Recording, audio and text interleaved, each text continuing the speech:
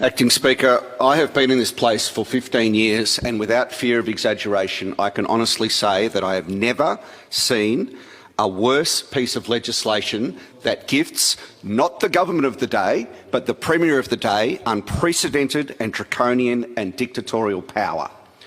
Now, putting aside for the moment that when an ordinary pedestrian run-of-the-mill bill comes into this place, the minimum that the opposition and indeed the people of Victoria have, the minimum time that they have to review the legislation is 2 weeks. That's the standard in this place, 2 weeks. This legislation came to us this morning, a scant 7 or 8 hours ago, 120 pages of legislation that will have the most far-reaching impacts on every one of the 6.5 million people that live in this state, will have huge impacts on all of those people in a way that, in a greater way than the government has had impact on them in the past 2 years. Now, I shouldn't have to stand up in this place, Acting Speaker, and explain to those opposite the difference between intent and what is actually in a bill.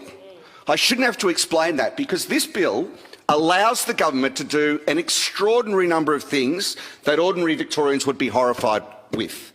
And to hear the government in their press conferences get up and say, oh yeah, but we wouldn't use it that way, is just a ridiculous comment from a government that just is trying to pull the wool over ordinary Victorians' lives.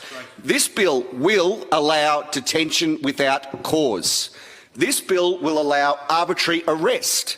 This bill will allow discrimination of people based on race, sexuality, sex, gender, disability, religion, political beliefs. That's what this bill allows. And if the Health Minister and the Premier don't want to use the bill for those things, then put clauses in that narrow it. Because at the moment, that's what the bill allows.